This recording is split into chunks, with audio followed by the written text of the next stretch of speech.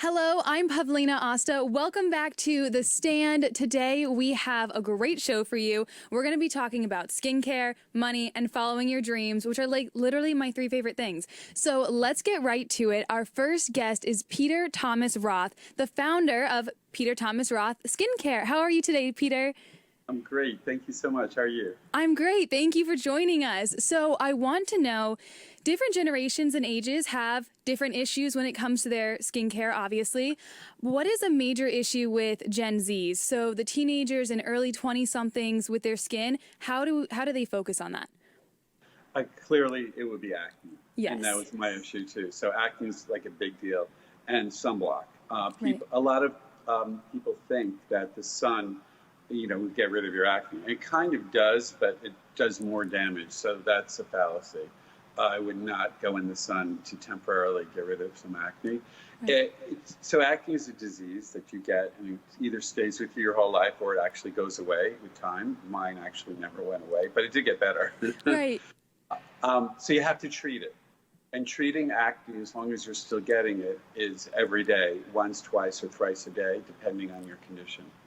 Yeah, absolutely. And I know with like my acne, I try to like dry it out. You know what I mean? I'm just like, okay, let's just like get rid of it. So are there ways to do this? Obviously with your skincare, line and everything, that's very helpful. But what do you think is the best way for them to tackle that? It's fine. Well, I have a whole acne line, so clearly Yes. I like my acne. And my acne happens to be like full strength, like 2% salicylic, which is Right. the most amount you could use. But whatever acne line you choose, whether it's mine or someone else's, it's just consistency. Right. When you're not having an acne breakout, you still apply the daily, whatever. I have AHA, BHA clearing gel. I would apply it, in the morning, in the afternoon, and maybe at night, depending on your skin, because it'll also prevent new acne from coming up. Oh, okay. It's That's important. Yeah. Okay. So can you give us some do's and don'ts when it comes to our skincare routine? Because I know I see all over social media, everyone's always recommending different products or like what to use, what not to use. So what are some good do's and don'ts? Everyone kind of skin is different. So 2% salicylic acid sometimes might be too strong. I never found it strong, but sometimes it's 1%. You have to read the label. Right. What's the active ingredient? A lot of people like benzoyl peroxide. We had benzoyl peroxide in the line a long time ago, and benzoyl peroxide is also great. To me, it dried my skin out and made me a little red, and also it would stain a pillow, so you have to sleep with white pillows. Oh, wow. Still a good product. It just depends on your choice. I happen to like salicylic acid and sulfur. If you use a mask, it'll dry your skin out temporarily, which is great. And you could spot treat a mask, like with a sulfur mask, and you just leave it on for 10, 15 minutes and take it off. If you sleep with a 10% sulfur overnight or a mask, you will wake up red. Excuse me. You will wake up red. So the idea of a mask is it's very strong. You should take it off. So you have to read if it's a leave-on product or a rinse-off product. Okay, good. That's always helpful. So I know depending on what I eat, whether it's too much dairy or too much sugar, I will break out. So how does food affect our skin? Okay, that one I've never figured out because I can eat all the chocolate, all the pizza in the world and have no acne and also have acne. I think it's more That's about crazy. stress. Probably, yeah. I think it's like the hormones, maybe like the food. I don't know. I've seen like a breakdown of like the face before where you can break out, or like your phone can cause it on your cheeks, like that kind of thing. Oh, definitely, like right over there, terrible. Oh my gosh, Yes, like the worst. switch your sides. But you could also prevent it. For example, let's say you're only getting it over here. Right. Then every day use my AHA, BHA clearing gel just there. Use it Oh, 3 yeah. times a day. And also when you get an acne product, whatever it is, make sure it's not sticky on your skin Right. because you want it to be dry. You're not going to use it if it's sticky. Oily people don't like to be shiny. Yeah, no, I know. I've got oily skin and I don't want to be shiny. I want it to like absorb into my skin and like I want to feel clean. I don't want to feel like I've got stuff on my face. Right. Yeah. And dry people want to be shiny because they think they're youthful looking glow, and oily people look better matte because that glow you get from, let's say, running or Right. like J-Lo glow, that's a natural thing from the skin. It's very hard to recreate. You can do it with certain moisturizers, but you have to watch that like borderline where you're glowing and not greasy. Big Yes. Oh, there's a major difference. Big difference. And we don't want greasy. That's like not cute. It's not a vibe. We're not If you into go that. like this and you can see your grease. Ew. It's Oh my gosh. Gross. right? But, Not but cute. that's what oily people do. Yes. Yeah, exactly. So you want that dewy look. Well, thank you so much for all of your expert advice, Peter. I really appreciate it. Anytime. Let's get a little inspired. We have David Imonitie, an inspirational coach and founder of Believe Nation. How are you doing, David? I'm doing absolutely wonderful. How are you? I'm good. Thank you so much. And thank you for joining us. So, can you start by giving some inspiring words to everyone that's struggling during these uncertain times? Because we all know 2020 has just been a roller coaster of craziness, and it seems to keep coming at us. Yeah. Well, I would say, first, I want to say thank you for having me on the show today. Really excited to get a chance to share with the world about what it is that's really happening right now. Because I know on the surface, it looks like there's a lot of uncertainty and it looks like there's a lot of turmoil in this world. But if you really look down inside, there are a lot of great things that are happening right now in 2020. And what's amazing about this is that every year that we've had in the past, going back thousands of years, there's always been challenges. But the key is, how do I handle those challenges? How do I get better from those challenges? I tell people that a challenge is just an opportunity for change. The first three letters and the last three letters in challenge actually spells change. But most people have not decided to think a little bit different when it comes to challenges, and they look at life from a standpoint of what's happening to me versus what's happening for me. Yes. And I started to develop that mindset years ago. So when all of this stuff took place, I knew it was going to benefit me and the people that were around me. Yeah, absolutely. And you left college to pursue your dreams, which I love that you did that, because college wasn't really for me, but I went through and it was a whole thing. But what inspired you to make that decision? Well, I had my daughter when I was 20. And, when you have a living, breathing reason why to actually make it, it kind of gives you that drive to really go out there and make it happen. And, I can't say I left college to pursue my dreams. I left college because I ran out of money, right? That is a whole vibe too. I feel like a lot of people struggle with that. And it's smart to, leave college before you get yourself buried in debt, Right. Yeah. So I think I only had about $11,000 in debt when I actually left. I tell people I graduated as a sophomore. There you go. I had 32 credits after 4 years of schooling. But fortunate enough for me, a frat brother of mine introduced me to entrepreneurship at the age of 21. Right. And I just saw it as my way out.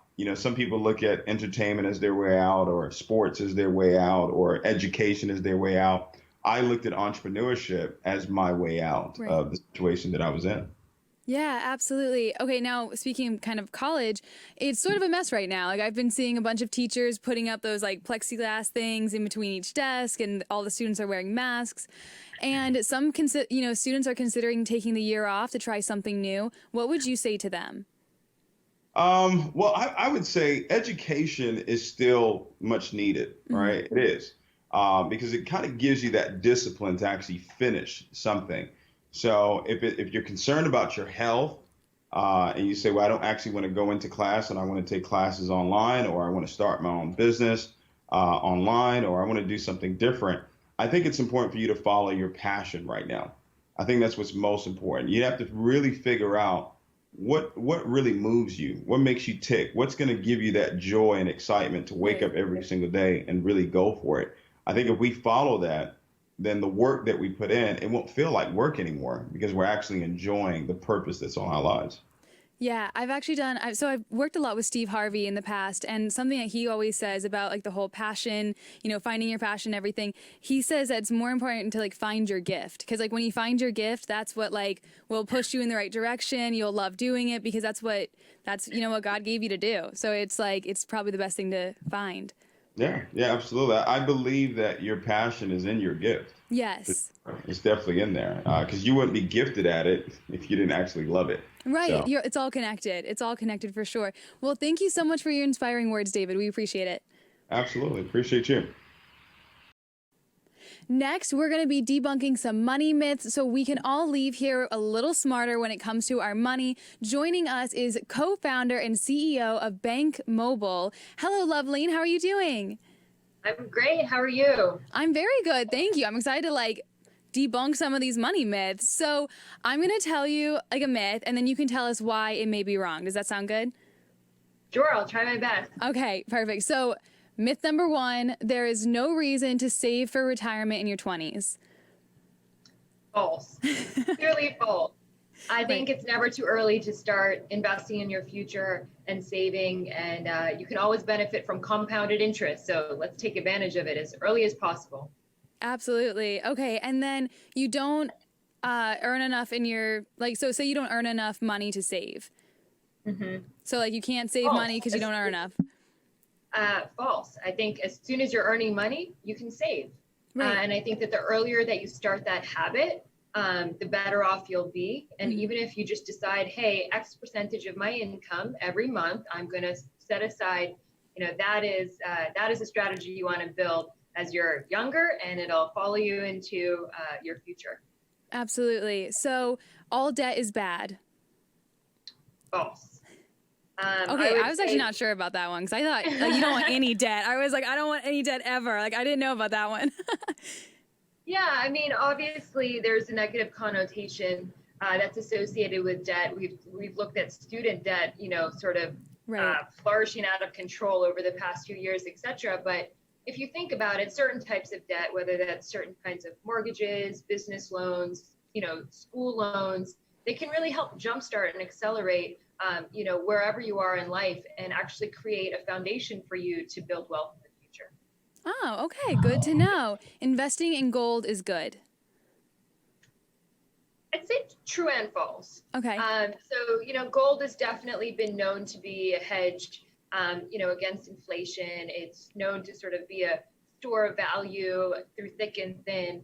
But at the same time, I think, gold has a lot of virtues that are touted, but over time, it may not sort of live up to some of those virtues, and there are some risks associated with it. Right. Okay. That makes sense. And the last myth, mobile banking isn't as safe as regular banking. False. We're a completely digital bank. I 100% believe wholeheartedly that you are just as safe banking with a digital bank as you are with a regular bank.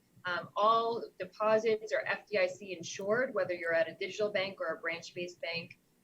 And there's a lot of regulatory protections for consumers for any money that's lost in an electronic way, et cetera. So there's a lot of protections in place. And it's more about finding the best partner for you that offers you the best way to save, manage, and grow your money. Absolutely. So just for all the millennials and Gen Zs out there, obviously money is always difficult, especially with everything going on in 2020. What are some of your must know tips for millennials and Gen Zs? I would say there's a couple tips that come to mind. One is, especially as we're living through this pandemic time, to become more and more cognizant of what is a need versus what is a want. Absolutely. As it relates to your spending. I think 2, being really focused on creating an emergency fund. And a rule of thumb typically is to have an emergency fund that has at least 6 to 8 months of expenses, and start automating that, as we talked about before, so that becomes something you don't even have to think about and is set aside each month.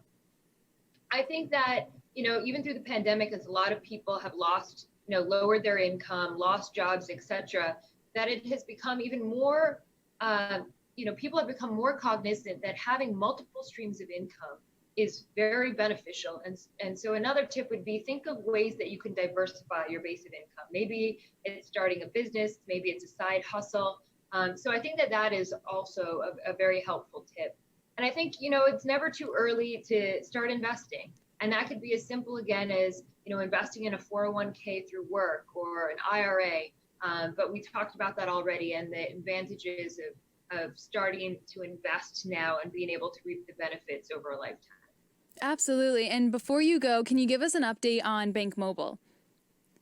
Sure. We're one of the largest and fastest growing digital banks in the country, and we have a very strong consumer focus. So if you're looking for a more affordable, transparent, consumer-friendly banking experience that is very much focused on providing a tech experience that is, on par with most of the tech companies that you become dependent on.